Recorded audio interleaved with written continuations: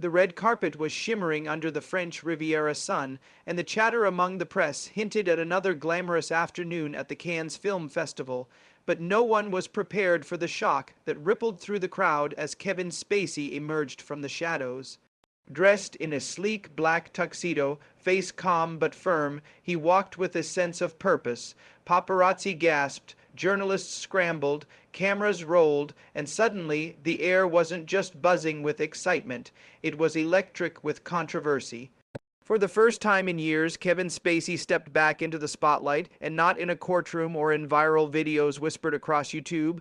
This was Cannes, the temple of cinema, a place of resurrection and reinvention, a place where scandals fade and stories are rewritten. And here he was, not sneaking in or slipping out the back door, but making a public, deliberate return to the world that once embraced him as one of its finest actors.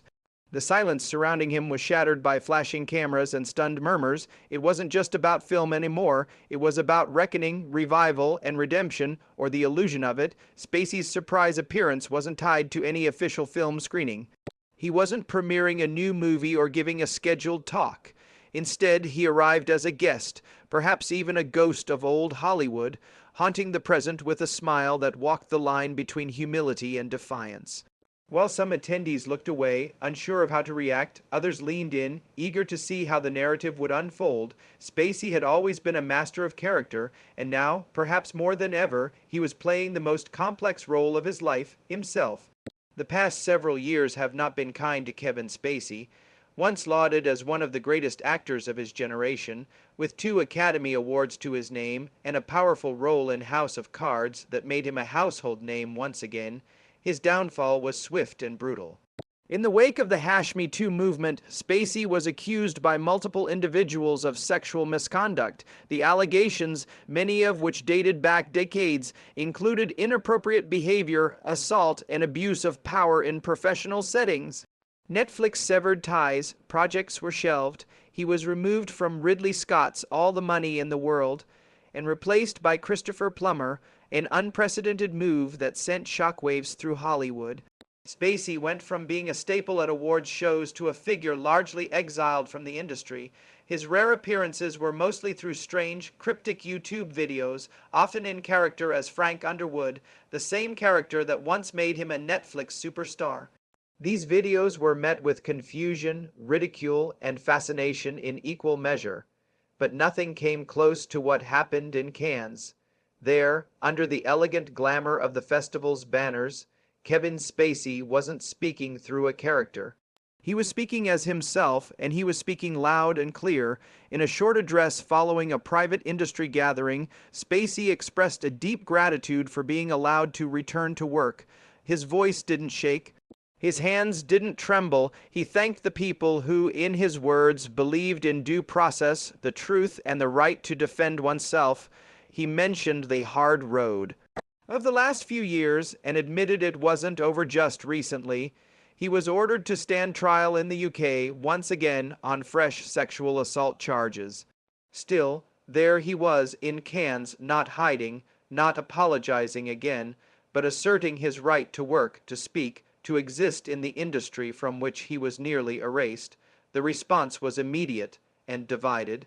Supporters praised his courage, critics slammed the festival for allowing him any platform, social media platforms erupted in debate. For every comment praising his talent and resilience, there was another condemning his return as premature, offensive, or enabling. For many, the core question wasn't about guilt or innocence anymore, it was about timing. Should someone still facing such serious accusations be allowed to re-enter public life, let alone one as high profile as Cannes? The legal system, as Spacey reminded in his remarks, has cleared him in multiple cases. Charges in the U.S. were dropped or dismissed, civil suits were settled or abandoned, but the stain remains because allegations, once public, do not simply vanish with a verdict.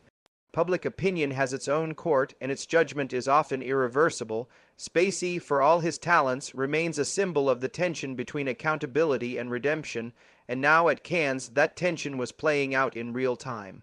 The power of film festivals like Cannes lies not just in the movies they showcase, but in the moments they manufacture, unscripted, human. Spacey's return was one such moment. It forced the industry and its audience to confront uncomfortable questions. Do we believe in second chances? Does artistic brilliance outweigh personal transgression? What happens when the courts say one thing, but the crowd says another? And most critically, who decides when a comeback is acceptable? For his part, Spacey seemed to have prepared for the backlash. He did not plead for forgiveness. He didn't engage in self-pity. Instead, he projected a persona of quiet resilience. He didn't announce any new projects, but those close to him suggest that talks are underway. Independent filmmakers, eager for controversy, driven buzz, might find in Spacey a controversial but undeniably talented collaborator. Others remain wary, unwilling to associate their brand with someone who remains a lightning rod for criticism. The timing of the appearance, of course, is no coincidence. Spacey knows how the media works. Cannes is the beating heart of global film conversation. By choosing this moment, he ensured maximum visibility. But more than that, it sent a message. He is not waiting for Hollywood to invite him back. He is stepping in on his own terms. Whether that gamble will pay off remains to be seen. Hollywood loves a comeback story, but it also loves moral clarity. And right now, Spacey offers neither. Behind the scenes, conversations among industry insiders reveal a complex mixture of intrigue and discomfort. Some producers admit privately that Spacey's presence in a film would guarantee attention, sales, and festival slots, though they're hesitant to go public. Others feel his appearance at Cannes undermines the progress made in holding powerful men accountable. For survivors of abuse watching from afar, the moment was triggering, even insulting. For fans, it was nostalgic and bittersweet. Perhaps the most haunting aspect of the moment is its ambiguity. Nothing was declared. No new movie was promoted. No clear agenda was set. It was an appearance pure and simple, but sometimes a simple appearance says everything. Spacey didn't need to read a script. He didn't need to act. His presence alone forced a narrative onto the festival, one that blurred the lines between performance and reality, justice and art, condemnation and forgiveness. And as the sun set on the Riviera, the world was left asking, what now? Will Spacey slowly find his way back into films? Will the industry embrace him again? Or will this be a footnote? A brief, bold return met with silence and rejection? That uncertainty is, perhaps, the point. Kevin Spacey has always thrived in roles that dwell in moral gray areas, and now his life imitates his art in the most surreal way imaginable. Over the next few days, interviews began surfacing with people who had crossed paths with him during the festival. Some expressed admiration for his composure. Others admitted they avoided him entirely. A few actors and directors came forward to say they supported his right to work again, but stopped short of endorsing any comeback.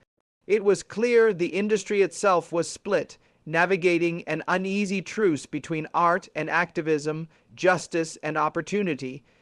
There were whispers of a potential European project, a small indie drama that could serve as a re-entry point for the actor. European cinema has historically been more forgiving of scandal, more willing to separate the artist from the art. If a comeback is to happen, it might happen there first, but for now it's speculation. What is real is that Kevin Spacey walked onto the world's biggest cinematic stage and reminded everyone that he hadn't disappeared. He had just been waiting. Media coverage ran the gamut from outrage to reflective. Op-eds questioned the ethics of celebrity rehabilitation. TV panels debated whether Cannes should have blocked his appearance. Social commentators pointed to the double standards that often define public forgiveness. And amid all this, Kevin Spacey remained mostly silent, perhaps knowing that in this moment his silence was more powerful than any speech. For decades, Spacey captivated audiences with performances that were layered, intelligent, and disturbing. Now the audience watches him not on screen, but in life, and this real, life drama is messier than any role he's played.